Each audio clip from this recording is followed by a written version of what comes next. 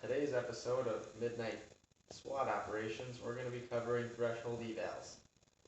So, first thing, before your eval, you're going to want to orient yourself with your layout of the building. Basically, if you can, if at all possible, figure out if the room is going to be a center fed or a corner fed room. So, for us today, this is going to be a corner fed room. We'll be approaching from this side. So, when approaching, you should already be kind of looking the site off this farthest door jamb and trying to look as far in the room as possible.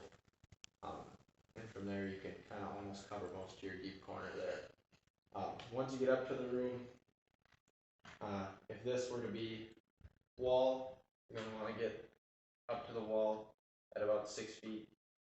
And from there again, you're going to sight from this nearest door jamb into that deep corner one more time. And from there, you're going to start your threshold evaluation.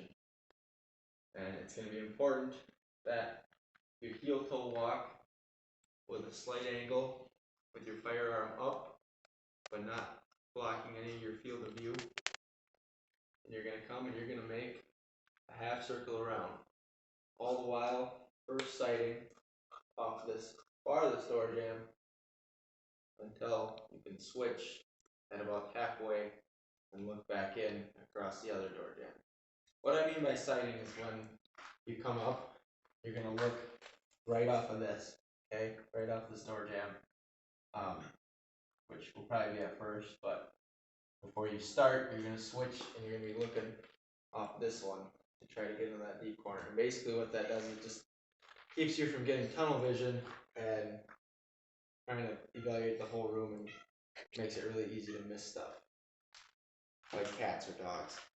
So, like I said, once you start your eval, I'm going to start sighting on that far door jamb.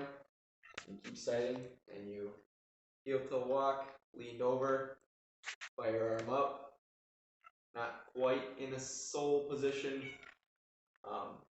half sole, half ready kind of. And you're going to slowly walk and sight. And so even once you get to here, you could basically start to switch over what you're sighting from, because you've already kind of covered as much as you could in that deep corner. And you worked your way across to almost the middle of the room, and there's not a whole lot to cover left on this side. So as we start sighting from that way, we have the door in the way here, but we're going to pretend like that's not there, and you're going to keep sighting on that door jamb as you walk along.